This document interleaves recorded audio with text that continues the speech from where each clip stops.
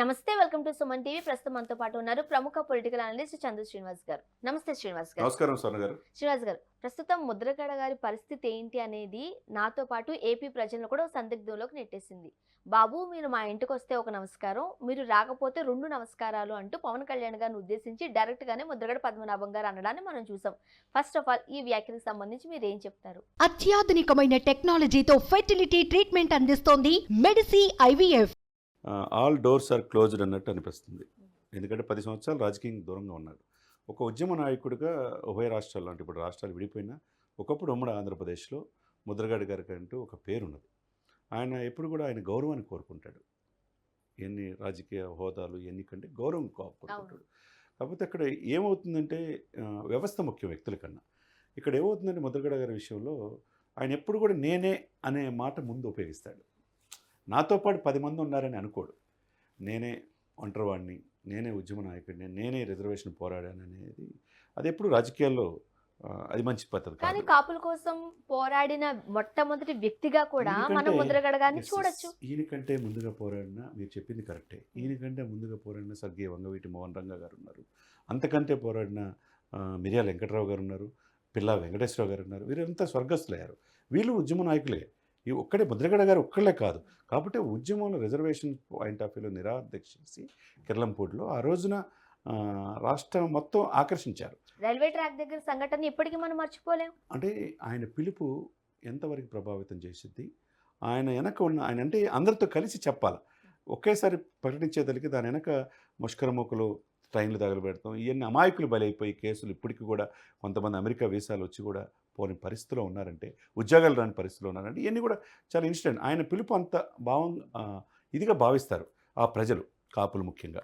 అటువంటి వ్యక్తి 10 సంవత్సరాల నుంచి రాజకీయ దూరంగా ఉంటున్న వ్యక్తిని మిథున్ రెడ్డి ద్వారా వైసీపీ వాళ్ళు ఆహ్వానించారు. వాళ్ళ అబ్బాయికి ఒక ఎమ్మెల్యే, ఆయనకి ఎంపీ ఇస్తారు. మరి ఆ సమయంలో మళ్ళీ ఆ విధంగా పాజిటివ్గా వైసీపీ వైపు ఉన్నారు. ఎందుకంటే కాపులు రిజర్వేషన్ కోసం పోరాడి ఆయన సొంత నియోజకవర్గం దగ్గరికి వచ్చి జగన్మోహన్ రెడ్డి గారు కాపులు రిజర్వేషన్ ఇవ్వలేనని చెప్పినా కానీ ఆ రోజు ఏం మాట్లాడాల, ఎందుకు మాట్లాడలేదని కాపులు కూడా ప్రశ్నించారు. అటువంటి వ్యక్తిని ఆల్మోస్ట్ వైసీపీ వెళ్తాడనే సమయంలో కాపు జాతి మొత్తం, యావత్ కాపు జాతి మొత్తం తీవ్ర వ్యతిరేకత. ఆయన ఇంటికి వచ్చి ఉప్మా తిన్న వాళ్ళు ఆయనకు అడుగు డబ్బులు మనీ ఆర్డర్ కూడా చేశారు. మామూలు ఆత్మాభిమానంతో కానీ మీ ద్వారంపూడిని సపోర్ట్ చేయడం కాదు, జగన్మోహన్ రెడ్డి గారిని సపోర్ట్ చేయడం. అప్పుడు ఆయన డిఫెన్స్లో పడి ఆగిపోయింది అక్కడ జగన్ పాయింట్ ఆఫ్ వ్యూ.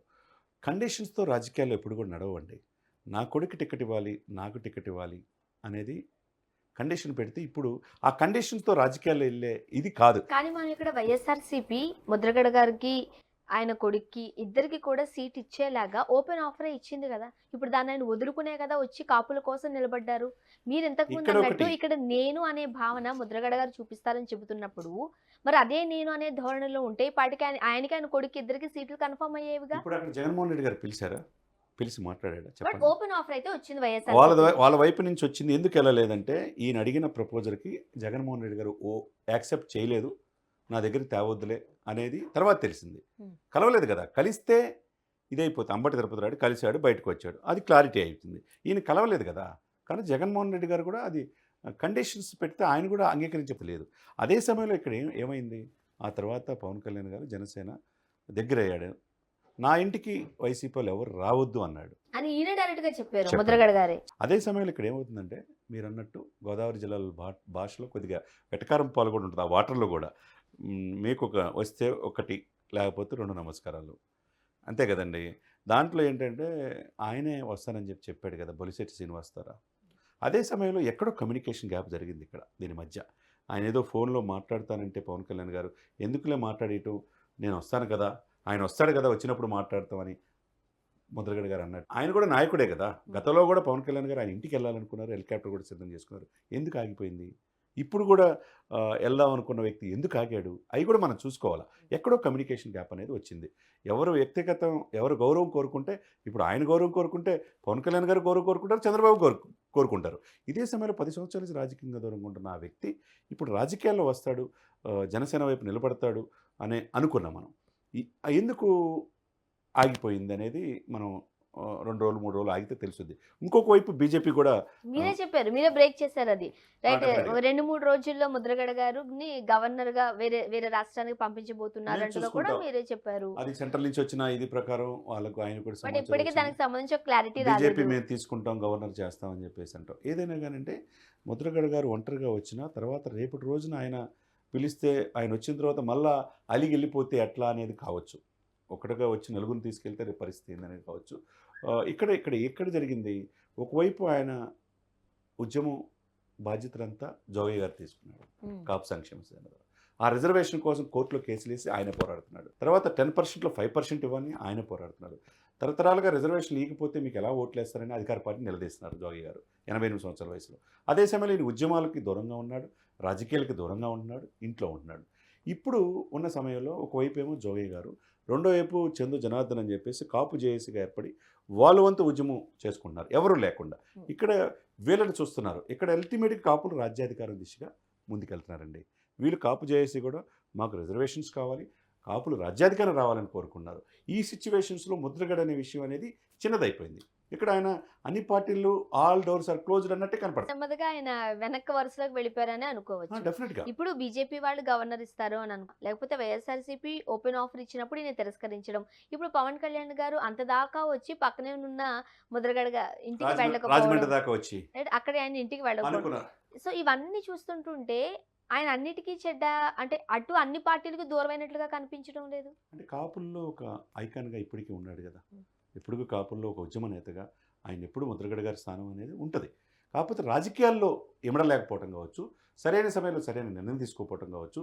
ఈరోజు మీరు అన్నట్టు రాజమండ్రి వెళ్ళి పవన్ కళ్యాణ్ కలవపోవటం ఏంటి అని ఒకళ్ళు అంటున్నారు. ఇంకోవైపు తన అన్న కోసం కొనతాల రామకృష్ణ అనకాపల్లి సీటు కోసం ఆయన ఇంటికి వెళ్ళిన వ్యక్తి ఎందుకు ముద్రగడ దగ్గరికి రాలేదంటున్నారు. అంటే వాస్తవంగా అక్కడ ఏం జరిగిందో మనకు కూడా తెలియదు కాబట్టి. కానీ మీరు అన్నట్టుగా ఇప్పటికీ కూడా ముద్రగడ గారికి సంబంధించి ఒక వర్గమే ఉంది కాపులకి. మరి వాళ్ళు చీలే అవకాశం లేదా, ఆయనకి సీట్ ఇవ్వకపోతే ఆ ప్రమాదం లేదంటారా? ఈ కాపుల్లో ఒక్క తాటిపైకి వచ్చారు చాలా రోజుల తర్వాత. There is no second layer. అందరూ కూడా ఒక్కదాని కోసం పోరాడుతున్నారు. కాపులు రాజ్యాధికారం రావాలి, కాపులకి తరతరాల కోరిక రిజర్వేషన్స్ రావాలి. మూడోది అతి ముఖ్యమైనది, పవన్ కళ్యాణ్ గారికి స్ట్రాంగ్గా సపోర్ట్ చేస్తున్నారు. ఇక్కడ ఎటువంటి ఇప్పుడు ఈ పరిస్థితుల్లో మా ఇంటికి రావద్దని చెప్పిన వైసీపీకి వెళ్ళే పరిస్థితి ముద్రగడ గారికి ఉందంటే అది లేదు.